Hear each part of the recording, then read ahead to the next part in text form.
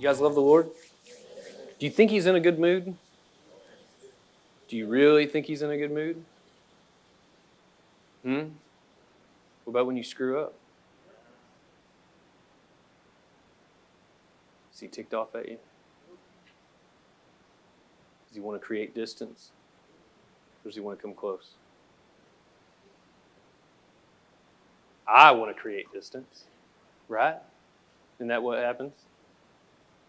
Shame wants to create distance. Shame wants to put religious, pious stances in the way between me and God. Because I want to run to them instead of run to Him. Well, I can read enough, I can fast enough, I can do the 21 days of this new blah, blah, blah, and I'll feel closer instead of just coming to Him with my brokenness. That's counterfeit. There's nothing wrong with all those things. If He says, hey, I want you to do the 21 days of this, nothing wrong with it. It's awesome. Greenwood College, there's nothing wrong with it unless they are expecting validation for ministry by just going through it. He is the validator of ministry, right? But if you're just a lover, a hungry lover of God, that's the perfect thing to do, right? That's the type of people you want, isn't it? I don't want to create a platform. People don't create... I know that I wouldn't write a book hoping people would depend on that book more than Him. Isn't that right? I just think about these different things that we put in the way, what shame does. You know, I had a guy, it's been a while, but I was at the gym and I was lifting, and I had this guy come up and he said, hey, I'm struggling with pornography. I've told this story before, but it came to my mind for this message. And I was like, okay. You know, threw the weight down, and I was like, have you talked to your wife? No. Have you talked to your dad? I knew he's a follower of Christ. I knew this guy was a follower of Christ, but I was wondering if he was walking this out with anyone. You know, and he said, no, I can't go to him with that. And I was like, so what's the hang up there? You know what I mean? And me and a guy were talking not too long ago, and that story came up to me. It's like that there was such a shame in this son's life over something he was dealing with, and there was this expectation that he had believed the Father looked at him with, that he wouldn't come to him in intimacy and say, this is what I'm going through. Because he carried failure over that. He was so afraid of the Father seeing him as a failure that he wouldn't come close. Does that sound familiar? It's not like the Father doesn't know what's going on with your life right now. But we carry this thing of like, I'm a failure if I do this. I'm a failure if I come up and have someone pray for me. No, that's crazy. I'm a failure if I actually weep because I'm a man. There's some things that will get me crying. My babies, those military videos. You know what I mean? Man, I love them. I love the people that have laid down their life for our freedoms. You know, I think about their kids, you know. Golly. I can't even talk about it. And the Lord, I want to be sensitive to Him. I want Him to be able to just touch me and me not resist it. That there's something in me that I've built up, and it's not a truth if it resists Him. Right? Is that right?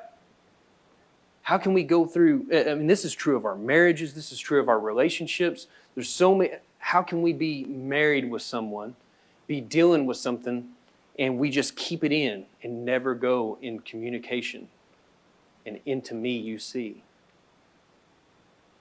and expect a full, passionate life with another person? We can't expect it. The broken areas are His. He's the only one that can handle them, right?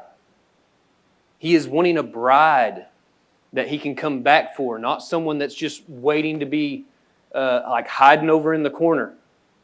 I hope Jesus comes back. He's wanting a bride that actually looks like he's supposed to be marrying this one. You know? Like you can walk alongside me. That type of thing. And I think that we have to get back to that place of where it's like, am I trying to be churchy? Or am I trying to be real with Him? Am I trying to be what everyone expects me to be, or am I just being real with Him? That's what I love about Gary Scott. He's real with me. I love you, bro. You're a blessing to me. You can see the makeup from a long ways away. You're putting the lipstick on the pig, y'all. You're not fooling anybody. I'd much rather just know you as you are and be real with me. Because I'm going to be real with you the best I can. And sometimes I'm a chronic oversharer, you know. But I want that for you and your relationship with your wife, with your husband. Most of all, with our Father. Let Him into those broken areas. He doesn't just want to forgive you. I want to read from Isaiah 61. I'll get back to the word, okay? So you guys can say that we had church. Right? The Spirit of the Lord God is upon me because the Lord has anointed me to preach good tidings to the poor. He has sent me to heal the brokenhearted, not just forgive them. I want to pause there for a second. He doesn't want to just put all the pieces together. He wants all the cracks gone. Think about it. So many people are saying a prayer and they're just wanting to be, eke on by. Right? And why are those cracks there? I've been serving the Lord since 2004 now. Was a hopeless, homeless drug addict, strung out, living in my car. Now I just got to move into my home with my family. Awesome. And I just remember then. And I'm marking today. You know what I mean? It's like, thank you, Lord, for time with my family under a home. You know what I mean? I've been in other place and I'm thankful. But what if I just said that prayer where I want to just be clean from drugs, Lord? I want to know this life anymore. And that's all I expected. Now I'm just waiting to get the ticket out of here, Lord. It'd be better off for me if I just died so I could hurry up and go to heaven because I can't stand living here no more. A week after I didn't have nowhere else to live, whenever I had my encounter with Jesus the first time, and I didn't look as pretty as y'all after a week with Jesus. I was still wild.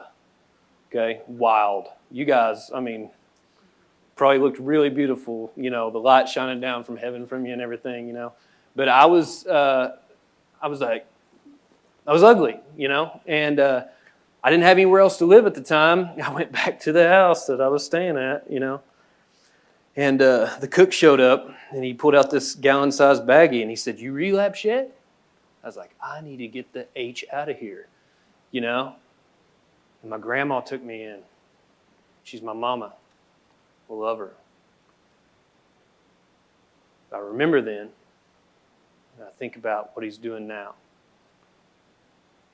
It would have been easy for me to just be like, man, I want to take me out of this spot, Lord. I can't stand this. I can't. But He is expecting something more than just me to be free from drugs for a little bit. He was expecting more from me than just to know that, you're no longer bound in sin. He was expecting more from me. He was wanting to make me whole. Right? That is what He... Think about it. That's what He I wish I knew that word. In the big picture, that's what He really wants for you, is for you to be whole. Optimally. Is that the right word? Anyways. Where's that thesaurus at? In the big picture, that's what He wants for you. Not just to have this conquering moment where you said a prayer and now, I went and got baptized and I have this awesome testimony of whenever I met Him once. And whenever I go down the road and I'm running again and then things are falling apart, I have to run back to Him and then I have this moment whenever I come back to Him, oh, Lord, please help me. But I want you to realize that He wants to meet you in this every day. And He wants to start taking these wounds that have happened over the years, and He wants you to offer them to Him. Lord, this is what's going on, because I'm guarantee you that you're not the only one that's wounded. And turns out you've probably done some stabbing yourself. And someone's going to the Lord about you. Okay? And we're all brothers and sisters. But orphans, they compete with one another. Family is concerned about the father's heart for his brothers and sisters. When I act like an orphan, then I start building a case against you. But when I act like a son, then I start calling out the things that the Father has said over you. Right? But an orphan is injured, hurt, and broken. And you got this, He has sent me to heal the brokenhearted. Preach the gospel to the poor. The good news to the poor. I'm not just talking about a tract. I'm talking about the good news of what you need in your situation. Is that there's no brokenness over your mind. In Him, heaven is close to me. I'm not having to scream louder, run around this room to make heaven come. I have to become aware of Him. That's all I have to do. We don't have to sing 15 minutes of your favorite song to make Jesus come. That's religious acts. Is that what happened whenever He was walking? Did they have to sing, "Oh, Hosanna," for Him to come close? There was some guy laying at the pool, just laid down. No hope to even make it to this place where supposedly an angel was supposed to trouble the water. Okay, there was no hope of it. He said, I had no one to take me down here to this place. And I don't even get a picture of God in this. I feel like it was just, that's religion. The fastest one, the fastest gimp, you can get there. Doesn't sound like Jesus to me. It doesn't sound like the Father to me. That I'm going to create a race for you to get to your touch from Him. It doesn't sound like Him, does it? I actually heard one rabbi say that he said, you Westerners are blowing my mind pretty much. He said, this was, if it was talking about an angel, it wasn't talking about an angel of the Lord. He said, this had to do with other gods. And so this guy's laid there 38 years, having no one to put him into this place that he needs. And Jesus, He's like, He didn't come out and just be like, hey, all you sick people that are laid around here. He says He comes up to him, talks to him, and pretty much, if I could just make it a Stevieism, do you want to remain with dysfunction, or do you want to know wholeness? What's on your heart? I mean, really, what's your desire? I want to be whole. And I think sometimes we get caught up in dysfunction. We create an identity around it. I want to remain in this. I had people that I felt like were taking bets for me to fail. I wonder when he's going to relapse. I don't think that cook was the only one asking. Because it's on the enemy's mind that you become something other than a new creature. He wants you to have no new name. He doesn't want you to have any new identity. He would love for you to just run to a religious program in which you feel good about yourself because you've done this much stuff. But it's never about that. It's because Jesus has done this stuff. And I have to find myself in Him, that He's already paved the road for me to walk in. Is that right? Think about the closest people, think about, did they tell every story that happened with Jesus? But books can't contain it. But they did tell us some. And I thought about the demoniac. I relate to him. He comes to Jesus. Jesus touches him, sends out the demons from him. And he wants to come with him. And what's the most intimate place that guy could have had with Jesus? Would it be walk alongside the disciples? He said, I want you to stay and tell what I've done for you. That's the most intimate place. And we build up these ideas of like, well, I saw so-and-so do this, and the most intimate place, I guess, is to have that. But you're not listening to what he wants for you.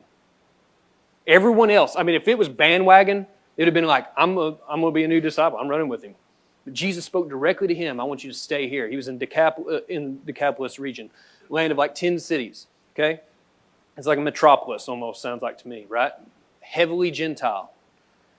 He comes back. First off, the people there asked Jesus to leave. All right? Think about it. He only comes, touches one guy, according to the story, is asked to leave. 2 chapters later, you read in Mark. See if I can get there so you guys have something to look at. Mark 7:31. And it says this, again, departing from the region of Tyre and Sidon, he came through the midst of the region of Decapolis to the Sea of Galilee. Then they brought to him one who was deaf and had an impediment in his speech. First off, whenever the demoniac came, he ran to Jesus. No one brought him. And then everyone else wanted him to leave because it was hurting their way of life. They lost their pigs. When Jesus starts messing with your way of life, sometimes you want him to hit the road. Then they brought to him one who was deaf and had an impediment in his speech, and they begged him to put his hand on him. What changed over that region in that amount of time? I wonder if it was one intimate lover of God left in place to a people the Jews wouldn't have gone to. A lot of people say, well, he didn't have a ministry to the Gentiles. Baloney. He left people. He spent time with a large woman, it says. This is my one joke, okay? One joke. A woman of Samaria. Come on. Anybody? Large woman, Samaria? Okay, that's weak. I told him I shouldn't use that joke. He spent a little time with it and said, why are you even speaking to me? The woman of Samaria said this. Why are you even speaking to me? You're a Jew. You're not supposed to speak to me. I'm a half-breed. And he spent time with her, speaks into her life. Are these the people that you would, even now, people religiously would try to disqualify you from ministry if you're divorced? Jesus picks out the woman that's been married 5 times, and the guy that she's with right now is not even her husband. He starts speaking into her life, and then she's intimate enough to say, could you imagine if he was like, hey, listen, you've been married 5 times, and the guy that you're with right now is not your husband. And she goes like this. She says, I perceive, sir, that you're a prophet. Think about it. What else do you say to him? You read my mail. Right? And she's so overtaken because it was intimate for him to even reach out to her. Meets her right where she's at, where no rabbi would have ever came and spoke with her, would have ever touched her, would have ever received a drink of water from her. And he creates an identity in her. And she goes off and tells a city. And they all run coming to see Jesus. And he spends a few days there with them. The Samaritans. The very people that pick out someone you don't like in your religious mindset. Okay? That you think there's no way Jesus would touch that person. And I guarantee you that's going to be the kind of people that he's going to take that type of foolishness. And he's going to raise those people up, send them into a place, and all of them are going to come running to him. Because that's his style. And I say he's going to do it again. And he doesn't care what religious twit doesn't like it. I like saying that. He loves us. He doesn't leave us alone, because I was one of those forgotten. You wouldn't have had me in your church. I stank too bad. You wouldn't have asked me to come eat with you. You wouldn't have. I probably would have stole something from you if you did. Jesus was so relaxed. He's not afraid of your sin. He's not. He's not afraid of you. In your complete brokenness, He's not afraid of you.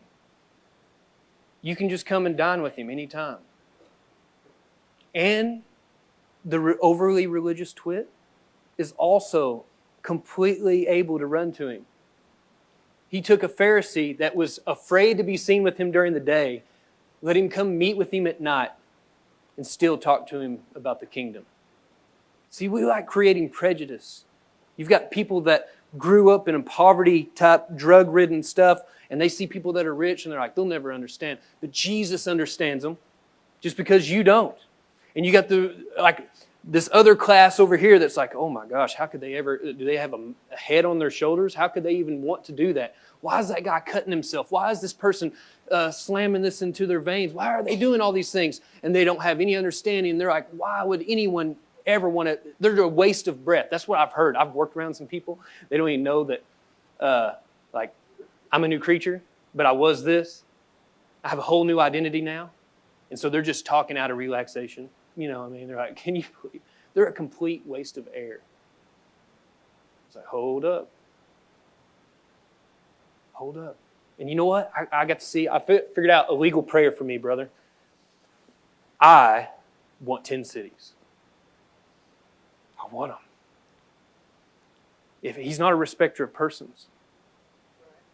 And if He gave one man 10 cities that was rid by demons, had been torn apart, and Jesus touches him in the intimate places to go wherever He says go, then I want 10 cities, Lord. I don't want to just go to heaven. Right? Right? If you're previously divorced 5 times and you're shacked up with another dude, and Jesus meets you where you are, I want you to know a legal prayer for you is for a city. Not just to make it to heaven, but for you to have a city come running to Him because of your witness. And they said, oh, we don't just believe because of what you said anymore, but we've tasted and seen. We understand who He is. He is the Christ. Because there's that on your life where you're a person that is so abandoned to everything else.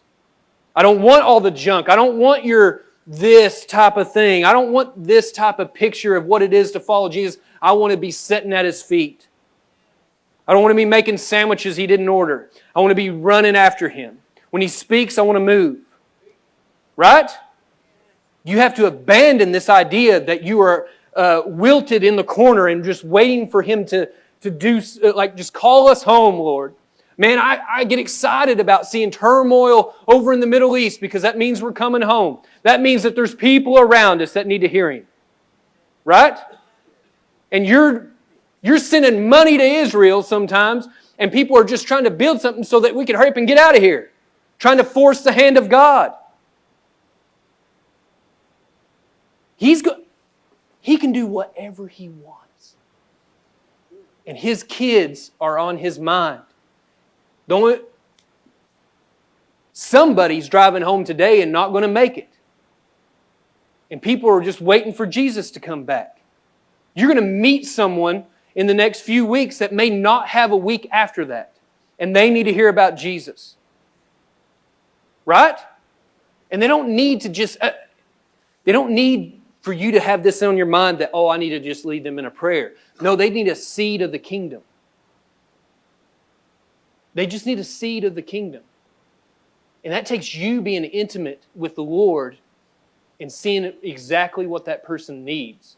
Not what you have pre-lock, stock, and barrel prepared to shoot at them. You know what I mean? From you. You need to be able to stop and be like, what do they need, Lord? What do they need?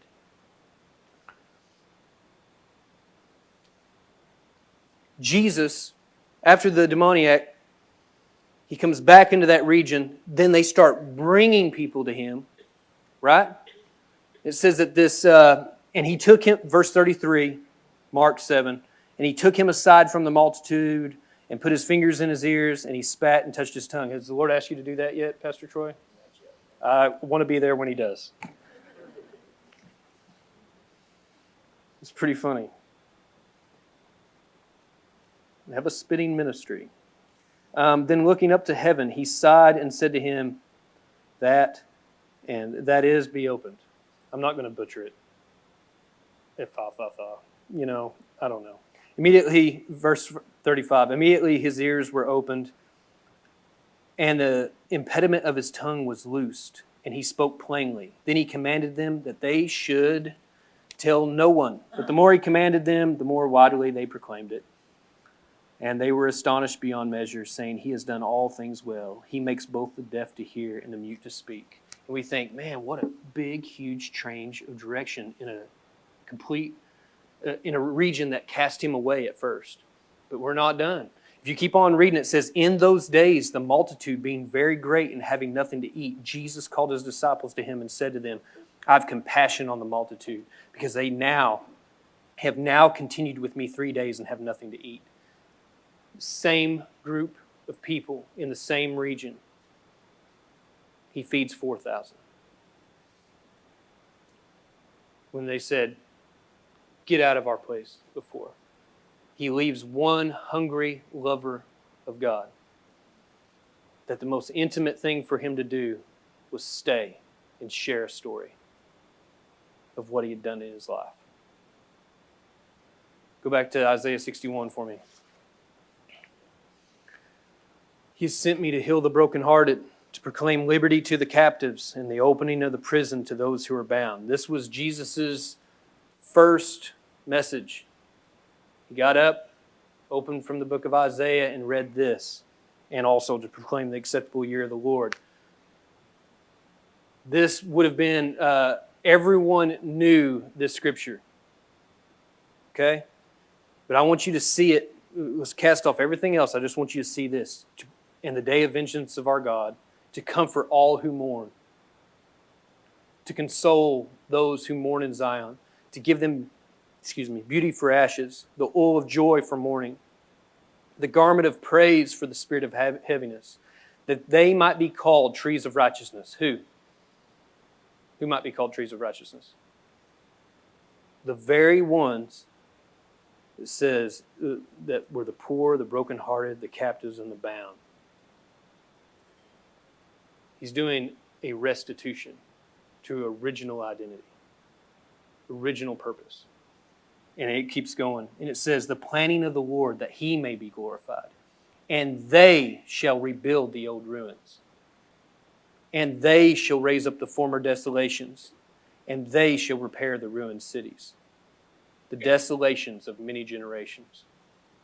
I had a guy, he told me he had just beat this mentally handicapped guy up bad. I said, what did you do that for? He said, that's the way my daddy was, and that's the way his daddy was. It's just the way I am, Steve. He said, Jesus may work for you, but this is how I am. Many generations. But what's his heart for the many generations that have known that type of brokenness? That they shall rebuild the old ruins, that they shall raise up the former desolations, that they shall repair the ruined cities and the desolations of many generations.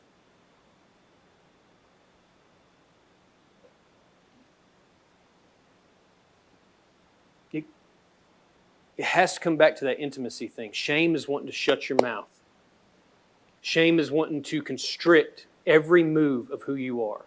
Shame is wanting to actually dictate the steps of your life. He's our scapegoat. He's our Azazel. He's the one that got sent out of the city to carry our shame. But we create this, we're kind of infatuated with our shame. Sometimes. We can pick it out and we will meditate on that thing of where we failed so much instead of offering it to Him.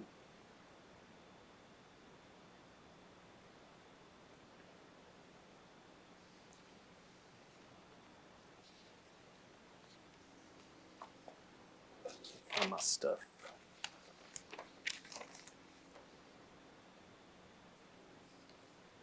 Intimacy, hope, and love are replaced by religious acts, self-righteous stances, and a constant reminder of why you're disqualified. By shame. And you can keep coming to church, marking it off your list, and still walk around with shame because you're never intimate with Him. And you saw what happens whenever you see someone that is intimate with Him. It says, you can see all my broken places. There's one more story I want to tell you. Luke 7:36.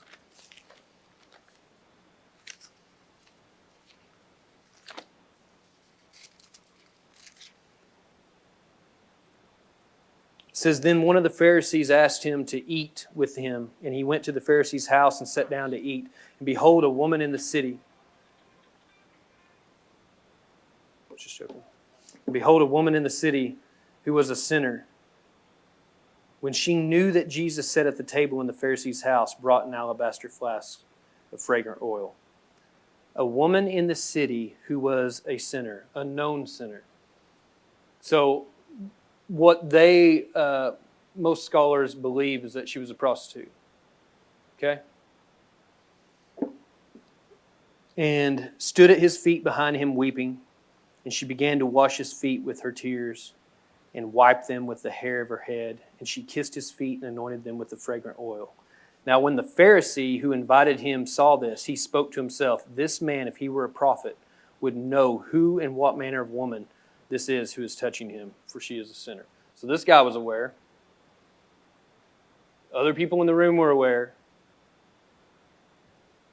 And here she was, coming when everyone's opinion of her was that she was disqualified. There was nothing for her to offer. First off, will remind me of this. What do you think she had to do to get that alabaster jar? It was the summation. It was the fullness of her shame. She was carrying it around. It made a way for her. And she poured out her shame on his feet. Is that not awesome? This is my offering, Lord. Everything that I've ever worked for out of me, I give to you. It says, and Jesus answered and said to him, Simon, I have something to say to you. So he said, Teacher, say it. There was a certain creditor who had two debtors. One owed 500 denarii and the other 50. And when they had nothing with which to repay, he freely forgave them both. Tell me, therefore, which of them will love him more? Simon answered and said, I suppose the one whom he forgave more. I suppose. Religious twit. And he said to him, You have rightly judged.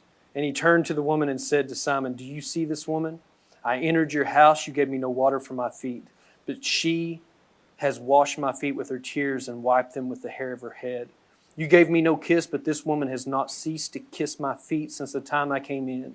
You did not anoint my head with oil, but this woman has anointed my feet with fragrant oil. Therefore I say to you, her sins, which are many, are forgiven, for she has loved much. But to whom little is forgiven, the same loves little. Then he said to her, Your sins are forgiven.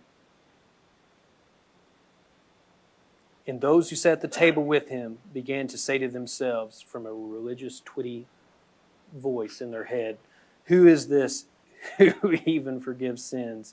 And he said to the woman, Your faith has saved you. Go in peace.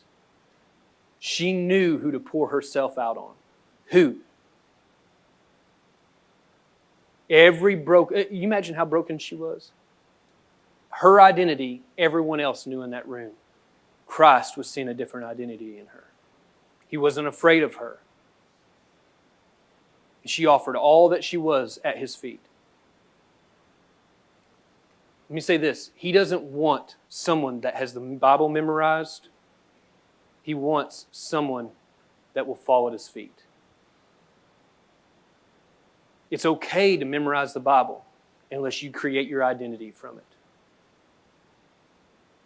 It's okay to lead worship. It's okay to learn how to play the guitar so you can be part of what God's doing up here, in leading people in worship. Unless it is your identity. It's okay to be youth pastor. Unless that becomes your identity. And not a lover of God that falls at His feet. That pours out all the shame of my life, Lord. That's who He can use. That's who He will make whole. You're not the person that He's just wanting to eke on by so you can make it to heaven someday. You're the person that He wants to drop and say, go tell Him what I've done for you. So that the influence on 10 cities can be changed so that He can move differently whenever He comes again. Think about it. We have the wrong narrative in our minds. We're looking at the people around us. Well, that guy's rich. He's a rich young ruler. What if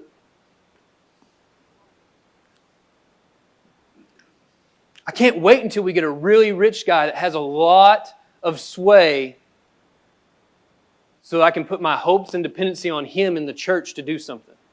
Because he can sign checks. There's nothing wrong with using your riches for that. There's nothing wrong with that.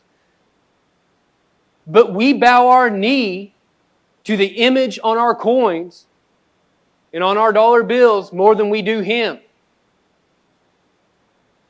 No different than what the early Christians were having as an opportunity to do. And I'm not saying that, I just want the broken people. I do want broken. I want the people that are rich and broken. I want the people that are poor and broken. And we just have different masks to cover it up. I want the middle class broken people. I want the people that are so dependent upon politics creating an atmosphere of heaven, which is baloney. You be the church. You bring heaven.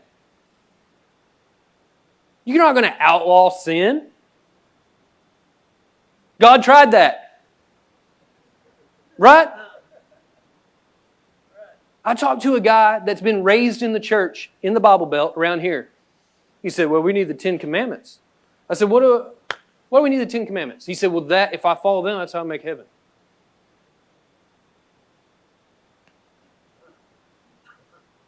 That's the type of reality that people are walking around with. That if I follow this set of rules, then I will be able to get out of here. Instead of, if I pour out all that I am and lay myself down for my brokenness of what I know I truly am this, Lord.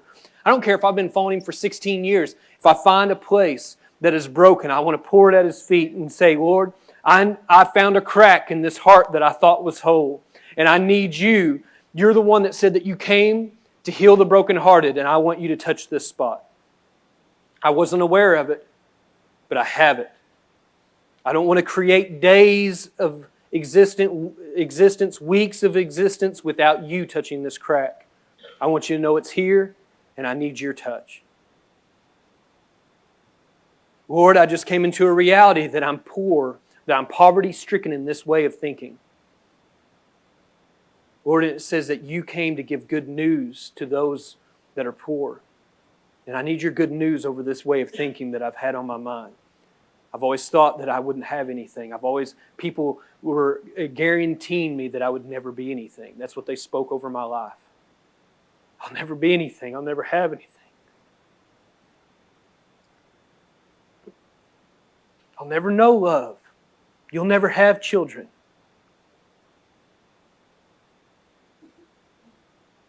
He says, I want to give You good news, son. I see You for who You are. Thank You for laying this at my feet. You watch and see what I'll do with it. You got those that are captive by no work of their own. They were taken captive. Someone came along and took innocence from them and broke them. You've got those people, and you've got those people that have stepped out and imprisoned themselves by taking certain steps in their life. He says, I come for both. He said, there were certain things that happened to you, son, when you were coming up. It was no fault of your own. It just happened. I was there all along. if you would have known, but you ran from me. I'm held captive by it, Lord. I can't shake it. I had a conversation with my dad 3 weeks ago. 2 weeks ago. I said, Dad, I've always seen you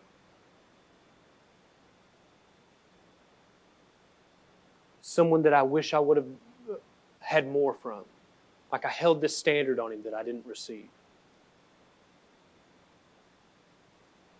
And he said, I've walked around with shame for years over what I haven't been for you. And I said, well, there was a broken spot in me. And I said, I don't want to create distance any longer. I said, the Father showed me that I've been held captive in this spot for a long time. And I've tried to take steps at different times, but I want you to know forgiveness is not a choice just today. It's a path that you walk. It's not just a one-time decision. It's a road that you choose to walk down. Forgiveness is, because it's His road. It's Christ's road. And He's going to reveal things that have happened in your heart, wounds that have happened, and He wants you to offer each one up to Him. Because then, whenever you do offer those things up, into me you see, the intimacy, then He can do something with that person. Instead, you may walk around having prayed a prayer 15 years ago to the Lord to save you, and you're still walking around with the same wounds, and He is not fulfilled His purpose over your life because you're still brokenhearted, not allowing Him to touch every place that He wants. Then there's that prison. Lord, I chose to go down this drug life. I chose to go down a way of violence in my ways. I chose to go down these different things, and I was bringing things upon myself. I feel like that was the easiest thing for me to lay down at His feet. I don't know why, but it's different for every person. Because some of them you feel like you were born with, and it feels like it's a part of who you are. But I'm here to tell you that it's a different identity He wants to speak over you. That Samaritan woman is a prime example. She was born into this race that no one thought deserved to hear God's voice. You know, the church has had a problem with raising that spirit up time and time again. Martin Luther King was fighting against it. Well, you had people slamming a Bible. You're not alone, Martin. You're not alone. Just because you chose the things that you chose, He's asking you to just lay them at my feet. See what I'll do with your life. Don't try to create excuses. Well, this happened to me. Tell Him that. Tell Him that. He said, that's all fine and well, but I still see you as this. And I want to touch those spots. I don't want you to create an identity out of what you did. I'm not a recovering drug addict. I'm not. I refuse to say that bullcrap. I'm a new creature in Christ.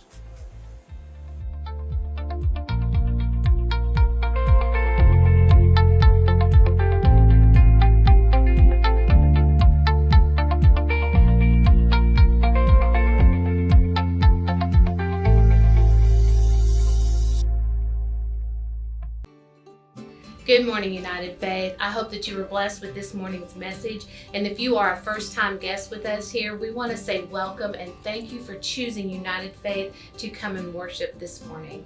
I do have an announcement that on September 6th, our very own Albert Sanchez is going to be here to speak. He's going to be our special guest speaker that day. If you remember, Albert was a very important part of United Faith. He had a lot to do with our creative elements. In fact, our logo was created by him, and he was also our youth pastor. Now here at United Faith, we disciple, we pour into our leadership. Doesn't mean they'll always stay. Sometimes they are called out. And last year, him and his wife Summerly were called back to their hometown of San Bernardino, California to birth a ministry there of their own. So he's been out there, but we've sent him with love and prayers, and he is one of their ministry is one of our ministries that we tie to each month to support them and encourage them. But he's going to be here on September 6th for our Sunday morning time, and he's going to bring the message, and I know it's going to be wonderful, so you're not going to want to miss that.